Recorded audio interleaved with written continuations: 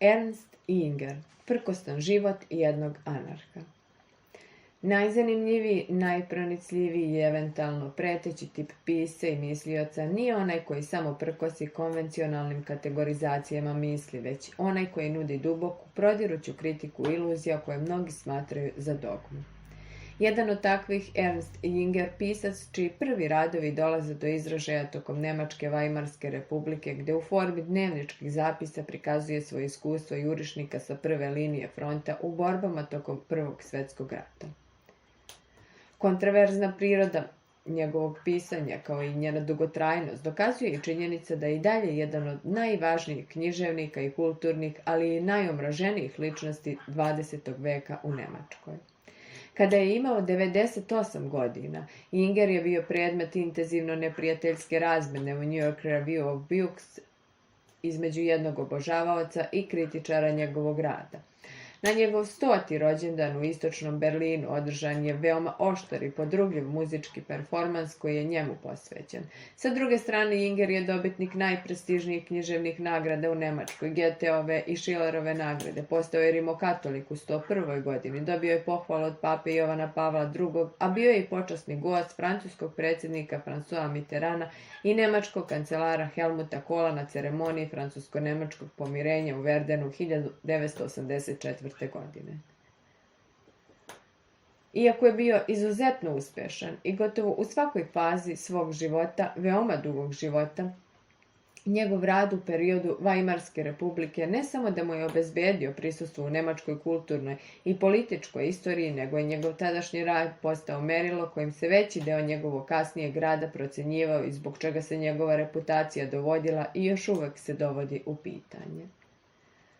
Ernst Jünger rođen je 29. marta 1895.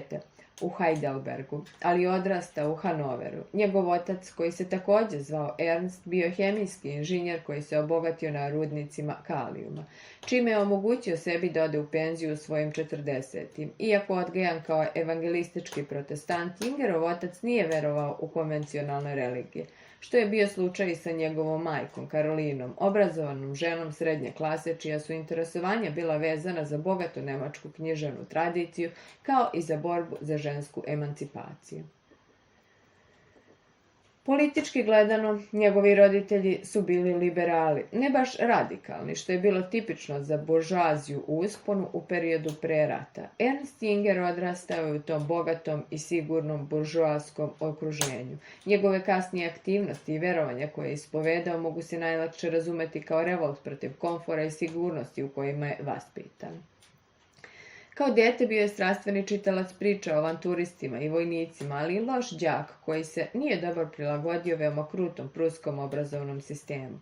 Njegovi učitelji su se najviše žalili da nije previše obraćao pažnju na časovima. Kao adolescent postao je član Van der Velega, nemačkog ekvivalenta izviđačkih odreda. Tokom boravka u internatu blizu kuće njegovih roditelja 1913. godine sa svojih 17 godina, Jünger je prvi put pokazao svoju sklonost za ono što se može nazvati avanturističkim stilom života.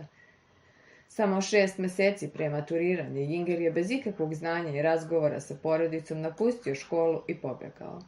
Novac koji mu je služio za plaćanje školskih dažbina i troškova života iskoristio je da kupi vatreno oružje i kartu do Verdena, gde se priključio francuskoj legiji stranaca, elitnoj vojnoj jedinici pri francuskoj armiji, sa reputacijom koja je privlačila poznate begunce, kriminalce i vojne plaćenike, koja prihvata regrute svih nacionalnosti. Jünger nije imao nameru da ostane u legiji stranaca, želeo je da bude poslat u Afriku, što se na kraju i dogodilo. Nakon toga Jünger je dezertirao samo da bi bio uhvaćen i poslat u zatvor.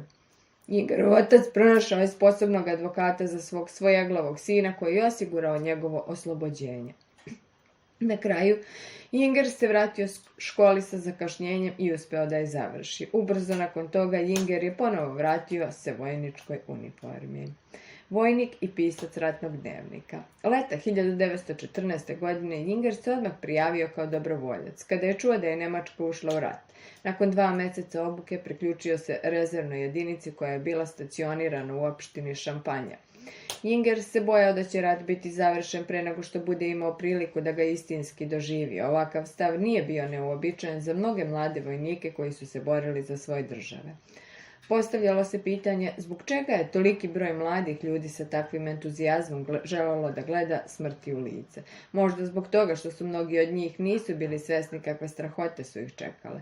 U Ingerovom slučaju njegova pobuna protiv sigurnosti i bogatstva njegovog buržoanskog odrastanja već je bila demonstrirana odlukom da se priključi francuskoj legiji stranaca.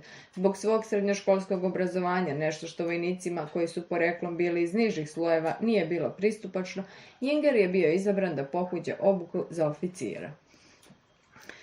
Neposredno pred početak njegovog oficirskog obrazovanja po prvi put bio je izložen ratnoj borbi. Od samog početka nosio je sa sobom džepnu svesku i zapisivao je svoje zapažanja sa linije fronta. U njegovim zapisima prednjači karakterističan ton otuđenosti, gde sebe postavlja kao običnog posmatrača ratnih događaja. Sredinom 1915. godine Inger je prvi put ranjen. Međutim, rana koju je zadobio na Butini bila je lakše prirode, pa je oporavak trajao samo 2 nedelje. Nakon toga unapređen je u čin poručnika.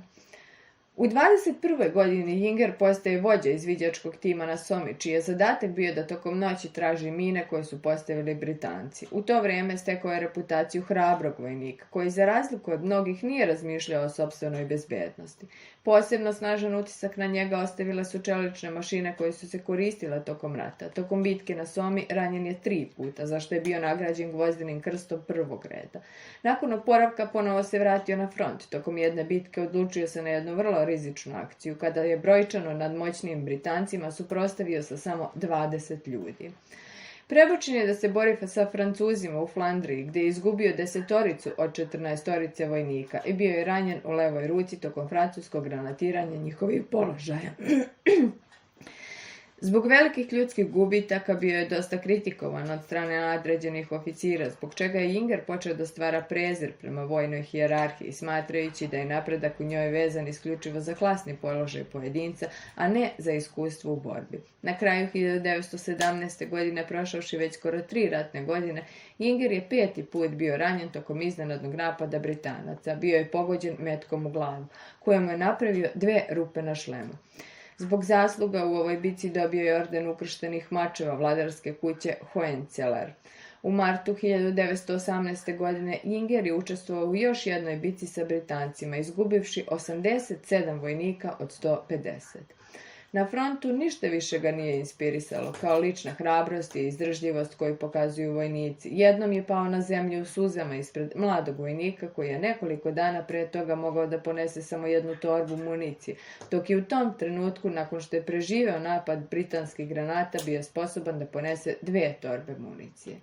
Tema koja se konstantno ponavljala u Ingerovim delima u kojima opisuje svoje ratno iskustvo je način na koji rat postiče najprimitivnije ljudske impulse. U suštini ljudima je data dozvola za ponašanje koje bi se u mirnodopskim uslovima vodilo kao kriminalno. Pisao je hladnokrvno o okupiranim gradovima koji su spaljeni tokom povlačenja ili promjene položaja. Međutim, Inger također pokazuje sposobnost za empatiju tokom svojih borbenih napora. On se uzdržao od pucanja na opkoljenog britanskog vojnika nakon što mu je pokazao portret svoje porodice. Ranjen je ponovo u avgustu 1918. Bio je pogođen u grudi, gdje je metak prošao direktno kroz pluća, što je bila najozbiljnija rana koju je zadobio tokom rata.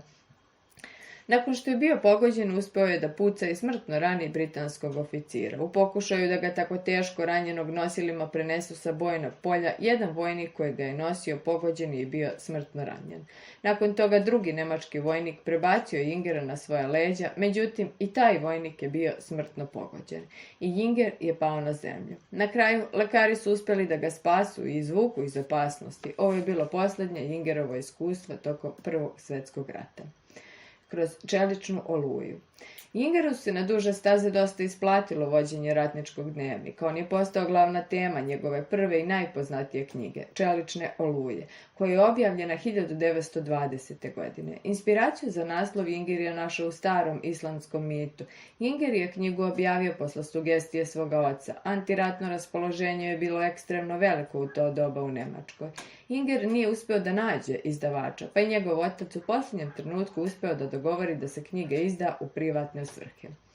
Čelična oluja je veoma razlikovala od sličnih knjiga koje su u to doba objavljivali ratni veterani, kao što je Remarkova Na zapadu ništa novo i Dos Pasosova Tri vojnika.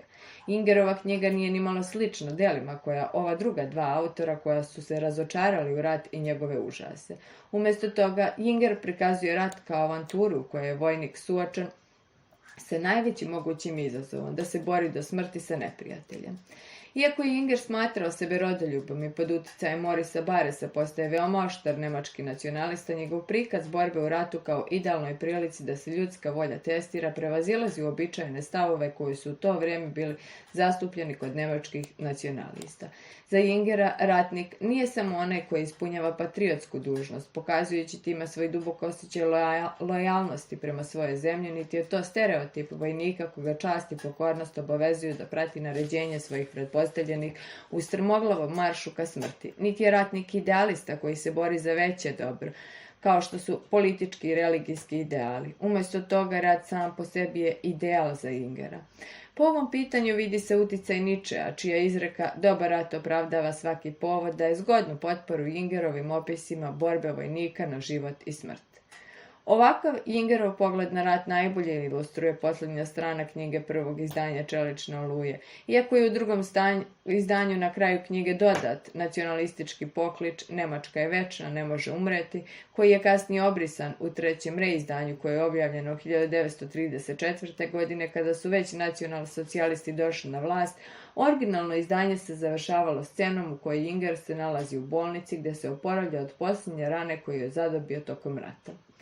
Nema spominjanja nemačkog poraza koji se dogodio nekoliko mjeseci kasnije. Knjiga je jasno o Ingeru, ne o Nemačkoj i Ingerovi opisi rata. Uporedo prikazuju izuzetan nivo otuđenosti za nekog ko 4 godine gleda smrti u lice, dok je ratna bitka oličena u volji za moć, dok su klišeji patriotskog pijeteta stavljeni u drugi plan. Zaista Inger je išao toliko daleko da je tvrdio da se pobednici i gubitnici nalaze i na jednoj i na drugoj zaraćenoj strani. Pravi pobednici nisu oni koji su se borili u određenim armijama ili za određenu zemlju, nego su pobednici oni koji su prihvatili izazov koji se našao pred njima i koji su suštinski dosegli ono što Inger navodi kao vrhovno stanje prosvećenja. On je verovao da rat otkriva određene fundamentalne istine o ljudskoj prirodi, prvo iluzije koje su obuhvatale mir, progres i prosperitet prethodnog buržoaskog poretka, potpuno su razbijene. Ovakva razmišljanja bila su česta tokom posleratnog perioda, ali je interesantno da Inger pokazuje oduševljenje zbog toga, dok su drugi zbog ovakvog stanja bili preplavljeni negativnim emocijama. Doživotni šampion prosvetiteljskog liberalizma Bernard Russell, čiji je život bio dugačak skoro kao Ingerov i koji je posmatrao mnoge događaje i različite filozofske perspektive u odnosu na Ingera, jednom je rekao da niko ko je rođen pre 1914. godine nije znao šta znači istinski biti srećan. Drugo, Inger je primetio da je tehnološki napredak značajno izmenio prirodu ratovanja, ne samo u čisto mehaničkom smislu, već na jednom mnogo višem egzistencijalnom nivou. Nekada je čovjek upravljao oružjem u pravcu u kojem on želi da se bitka odvija. Danas oružje koje nam je donela moderna tehnologija i industrijska civilizacija suštinski upravljaju čovjekom. Mašine su vodile borbu, a ne vojnici. Čovjek se prosto prepustio toj spoljnoj dominaciji oružja. Na kraju superiornost moći i nemilosrdna priroda ljudskog postojanja bila je demonstrirana. Nietzsche je bio u pravu. Tragično, Darwinova teorija o ljudskoj prirodi pokazala se kao tačna. Čelična oluja bila je prva od nekoliko Ingerovih radova koji su se zasnivali na njegovom iskustvu vojnog oficira, a koje je Inger objavio tokom 20. godina prošlog veka. Čestar 125 opisuje borbu između dve male grupe vojnika. U ovoj knjizi Inger nastavlja da istražuje filozofske teme prisutne u njegovoj prvoj knjigi. Specifičnost tehnološke modernizacije tokom Prvog svjetskog rata ogleda se u tome što ljudska uloga značajno smanjila u korist mašina. Aviona, tenkova, mitraljeza, još jednom borbeni duh vojnika bacio u drugi plan džingoistički nacionalizam. Još jedno delo Ingera sa početka 20. godina, Rat kao unutrašnji doživljaj, bavi se psihologijom rata. Inger je zaključio da je civilizacija samo maska koju skriva primordijalnu prirodu čoveka koja se jedina otkriva u toku rata. Zaista, rat je doprinao podizanju čovečanstva na jedan viši nivo. Ratnik postaje neka vrsta bogolike zveri. bogolike u svojim nadljudskim kvalitetima, ali životinjske po pitanju krvoločnosti, večita pretnja smrti postaje nekako opijajuća. Život je na vrhuncu kada je smrt najbliže. Inger opisuje rat kao borbu za ideal koja nadilazi pojedinačne političke i kulturne ideale sukobljenih strana. Ovaj ideal je hrabrost. Čast ga obavezuje da poštuje hrabrost neprijatelja. Oslanjajući se na Nietzscheovu filozofiju, Inger zaključio da je rat proizveo novu rasu, koja je zamenila stara verovanja, koja su se oslanjala na religije, dajući prvenstveno volji za moć.